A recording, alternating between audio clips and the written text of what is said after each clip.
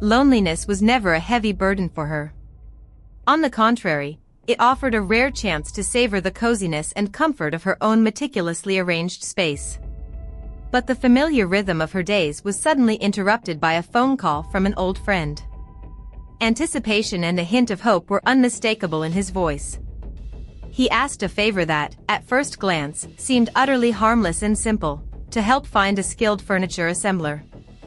He explained that a new furniture delivery would soon arrive at her place and that it absolutely needed to be assembled as quickly as possible, ideally, the very next day. This seemingly ordinary call became the starting point of a chain of events that ultimately led to a completely unexpected finale in the heroine's bedroom.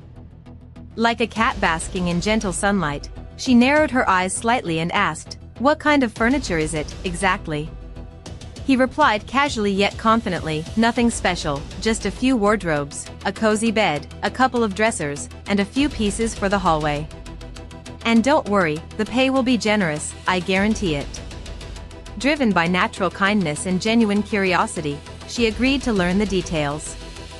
Her friend gave her the phone number of a certain craftsman, and a logical thought crossed her mind: why not? Maybe this will finally break the monotony of my dull routine. The next day, a call came to confirm the visit time, and she, like an experienced hostess, began preparing carefully for the meeting. She slipped into snug black leggings that flattered her slender figure and a long shirt that, despite its modest appearance, hinted at the elegant curves of her body with every light breeze. When he mentioned the address, she nearly dropped her cup. It was her own floor. Her neighbor. Intrigue surged within her, and she grew intensely curious about this handyman who lived so close by. The doorbell rang. Opening the door, she saw the man of the hour, let's call him Dima, though she didn't yet know his name. He was tall and lean, about 30, with hands accustomed to hard work, dressed in simple jeans and a t-shirt, and sporting a light stubble. He resembled a shampoo commercial model, only real, with a faint trace of fatigue. In one hand, he held a spacious tool bag with a drill. In his eyes sparkled little flames, as if he'd come not to assemble furniture but for a romantic date. She stood smiling, and he suddenly blurted out, "Sorry, but you're really beautiful." Larisa's gaze turned stern and teacher-like as she retorted, "Are you here to assemble wardrobes or to admire me?" The young man, visibly flustered, mumbled something unintelligible, and hurried toward the bedroom, yes, precisely where the new bed awaited its moment. He began assembling the wardrobe while Larisa decided to observe. After all, it wasn't every day that such an intriguing specimen wielded a screwdriver in her home. About 10 minutes in, he suddenly smacked his forehead and declared, "Forgot a part, be right back," and vanished. Larisa, staring at the half-finished wardrobe, thought, "That's today's craftsman for you, can't leave them unsupervised." 5 minutes later, he returned, beaming like a cat that had just enjoyed a bowl of cream. "Went home, did you?" she teased. "Yep," he nodded. "I live nearby." "So you're my neighbor?" Larisa asked, already imagining how this story would gain tantalizing details. "Looks like it," he smiled, "and I have a feeling this is only the beginning." While he worked diligently on the wardrobe, Larisa decided to lighten the mood. "My name's Larisa," she introduced herself. "Friends sometimes jokingly call me the goddess of domestic coziness." He looked up, smirked, and replied, "Dima. So I guess that makes me the god of screws and nuts." After a shared laugh, Larisa offered him coffee. After all, they couldn't just sit in silence while he handled her furniture. They moved to the kitchen, which was in mild disarray. She hadn't installed her new kitchen yet.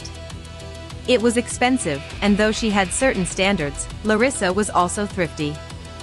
Dima glanced at the kitchen layout on the table and unexpectedly offered, "How about I assemble your kitchen for you?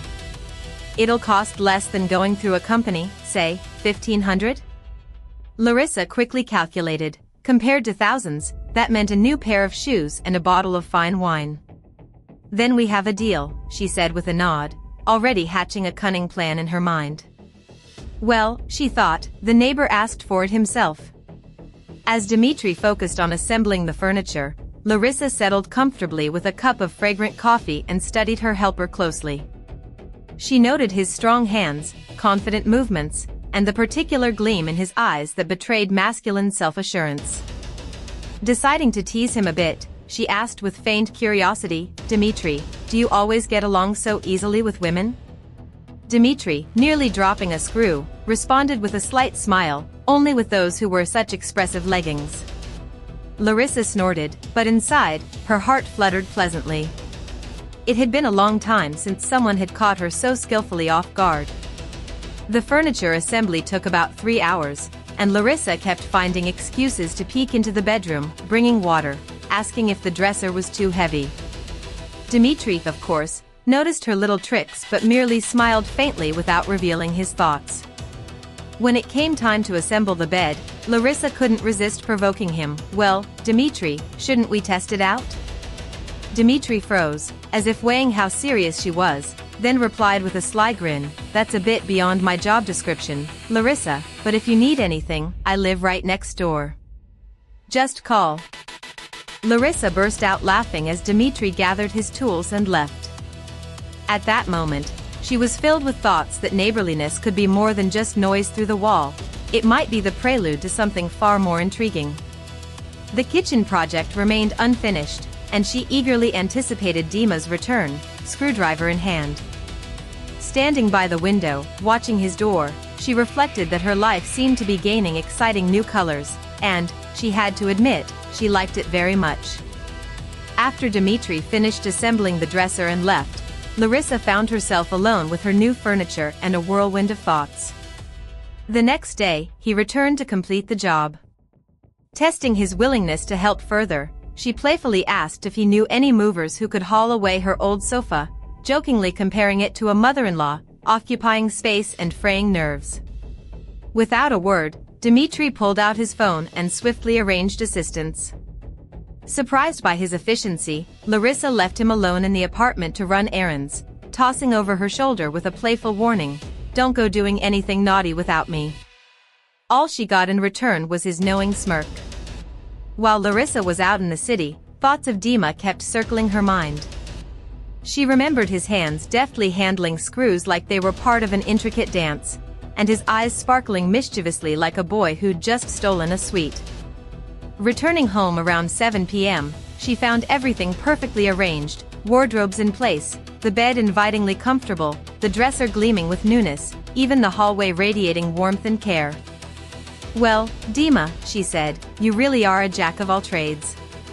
He shrugged modestly, but Larisa caught him stealing glances at her and understood his thoughts extended far beyond furniture. The next day, Dima began working on the kitchen. The hostess thoroughly briefed him on the project, explaining the nuances of appliance installation, and before leaving, gave clear instructions: lock the door from the inside and wait for her return in 3 hours. But circumstances prevented her from coming back on time. Worry grew with each unanswered call. 18 missed calls piled up, and her imagination conjured alarming scenarios. Had the handyman fallen asleep under the sink, or worse, vanished with the brand new faucet? She finally got through. Trying to keep her voice stern, she asked why he'd been silent so long and offered to settle payment. His reply came relaxed and easy, always convenient. His voice sounded sleepy and calm. When she entered the apartment, her tousled hair and tired eyes betrayed the day's chaos. Dima met her at the door with a look so intense she nearly forgot why she'd come. His offer of coffee seemed like an attempt to ease the awkward tension, but instead, he surprised her with a bold counteroffer: to dance. Taken aback by his audacity, she decided to play along. In relaxed conversation, she shared bits of her past, her mother's Armenian roots, her fiery temperament, her experience running 4 clothing boutiques where she handled tailoring herself, and her failed marriage to a German man, now firmly in the past. Dima listened attentively, nodding in understanding, then quietly added that he lived alone.